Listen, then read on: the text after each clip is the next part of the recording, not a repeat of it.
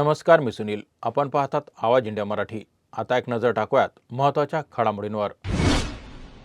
नाशिकमधील captain files प्रकरणातील प्रमुख आरोपी भोंदूबाबा अशोक खरात याच्या विरोधात आता कायद्याचा फास अधिक घट्ट होतो आहे. एसआयटीच्या तपासात खरातने केलेल्या फसवणुकीचा धडाका मोठ्या प्रमाणावर उघड झाला आहे. चौकशीत प्राप्तिकर विभाग देखील सक्रिय झाला आहे, ज्यामुळे खरातच्या मोठ्या संपत्तीचा तपास सुरू झाला आहे. यामध्ये त्याने भोंदूगिरी आणि फसवणुकीद्वारा जमवलेली अफाट संपत्ती याचा तपास करण्यावर भर दिला जात आहे. तपासात भोंदूबाबा अशोक खरात याने महिलांवर दबाव आणून त्यांच्यावर अत्याचार केले होते, ज्यामुळे अनेक महिलांनी तक्रार करण्यास सुरुवात केली. खरातच्या दहशतीमुळे सुरुवातीला तक्रारी होण्यास अडचण होत होती, मात्र एसआयटीच्या पथकाने महिलांना योग्य समुपदेशन दिले आणि त्याचा विश्वास जिंकला. यानंतर आणखी 3 महिलांनी तक्रारी दाखल केल्या आहेत, ज्यामुळे खरातवर असलेले गुन्हे अधिक गंभीर झाले आहेत. तपासात अशोक खरातच्या नावावर आणि संबंधित व्यक्तीवर 52 मालमत्तांची माहिती मिळालेली आहे. यामध्ये नाशिक शहर, सिन्नर, गंगापूर आणि शेजारील अहिल्यानगर जिल्ह्यातील जमीन समाविष्ट आहे. त्यातील 11 मालमत्तांचा थेट खरातच्या नावावर आहे. बाकीच्या मालमत्तांमध्ये बेनामी व्यवहार झाल्याचा संशय व्यक्त करण्यात आलेला आहे. सातारा जिल्हा परिषद निवडणुकीनंतर आरोप प्रत्यारोपांचा धुरा उडाल्यानंतर मंत्री शिवेंद्रराजे भोसले यांनी भाजपची भूमिका स्पष्ट केली आहे. त्यांनी सातारा जिल्हा परिषद अध्यक्ष आणि उपाध्यक्ष निवडीनंतर राजकारण तापल्याचं मानलं. मंत्री भोसले यांनी भाजपने लोकशाही मार्गाने विजय मिळवला असल्याचा दावा केला. त्याचबरोबर किडनॅपचे आरोप फेटाळत विरोधकांवर खोटं वातावरण तयार केल्याचा आरोप केला आहे. मंत्री भोसले म्हणाले की भाजपने या निवडणुकीत पूर्णपणे लोकशाही मार्गाने लढाई केली आणि भाजप आणि मित्रपक्षांचे 32 सदस्य एकत्र सभागृहात गेले. या प्रक्रियेत कोणताही दबाव किंवा हस्तक्षेप नाही, असं ते म्हणाले. काही सदस्य विरोधी पक्षाचे होते, पण त्यांनी दबाव न स्वीकारता भाजपला मतदान केलं. आम्ही कोणावर दबाव टाकण्याचा प्रयत्न केला नाही, असं मंत्री भोसले यांनी स्पष्ट केलं. पश्चिम आशियातील युद्धामुळे भारतात निर्माण झालेल्या ऊर्जा संकटाच्या पार्श्वभूमीवर सरकारने महत्त्वाचा निर्णय घेतले आहेत.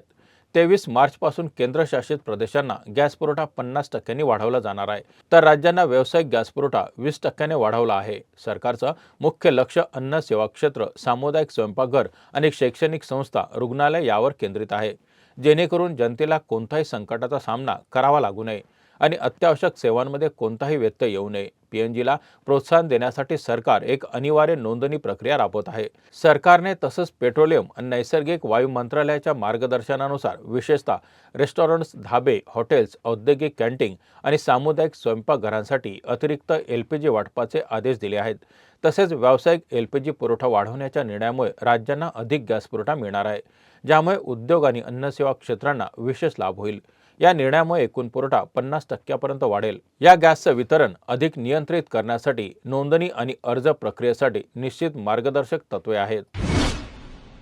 पुणे शहरात दरी पुलावर एक भीषण अपघात घडला आहे, ज्यात अनेक चारचाकी वाहनांचा समावेश आहे. हा अपघात पहाटेच्या सुमारास घडला असून त्यात वाहनांचं मोठ्या प्रमाणावर नुकसान झालं आहे. सध्या अपघाताचं कारण स्पष्ट झालं नाही, परंतु घटनास्थळी पोलिसांचं पथक दाखल झालं असून ते या प्रकरणाची अधिक माहिती घेत आहे. या अपघातात कोणतीही जीवितहानी झाली नाही, अशी माहिती मिळत आहे.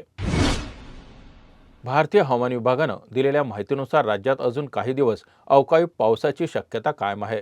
पुढील 3 दिवसात राज्यातील अनेक भागांमध्ये ढगाळ वातावरण राहून हलक्या ते मध्यम पावसाच्या सरी कोसळू शकतात. काही ठिकाणी मेघगर्जनेसह पाऊस आणि गारपीट होण्याचाही इशारा देण्यात आला आहे. या अवकाळी पावसाचा सर्वाधिक फटका शेतीला बसला आहे. गहू, हरभरा, द्राक्षे, कांदा यासारख्या पिकांचं मोठं नुकसान झालं असून शेतकरी आर्थिक अडचणीत सापडले आहेत. राज्यातील कुस्तीप्रेमीसाठी आजचा दिवस ऐतिहासिक ठरणार आहे, कारण महाराष्ट्र केसरी कुस्ती स्पर्धेचा अंतिम सामना आज संध्याकाळी होणार आहे. या अत्यंत थरारक लढतीला राज्याचे मुख्यमंत्री देवेंद्र फडणवीस हजेरी लावणार असून विजेत्या पैलवानाला मानाची गदा प्रदान करण्याचा मान त्याच्यावर राहणार आहे. हा सामना संध्याकाळी 5 वाजता सुरू होईल आणि त्याची उत्सुकता राज्यभर वाढली आहे. या स्पर्धेत माती आणि गादी विभागातील अंतिम फेरीतील पैलवानांची निवडक जोडी सुस्पष्ट झाली आहे. माती विभागात सोलापूरचे महेंद्र गायकवाड आणि हिंगोलीचे सिकंदर शेख यांचे कडक प्रतिस्पर्ध्यावर मात करून अंतिम फेरीत स्थान निश्चित झालं आहे. त्याचप्रमाणे गादी विभागात सोलापूरचे जय पाटील आणि नाशिकचे हर्षवर्धन सादगीर यांनी आपले प्रभावी विजय नोंदवत अंतिम फेरीत प्रवेश केला आहे. या बातमीपत्रात इथेच थांबत आहोत. पाहत रहा आवाज इंडिया मराठी.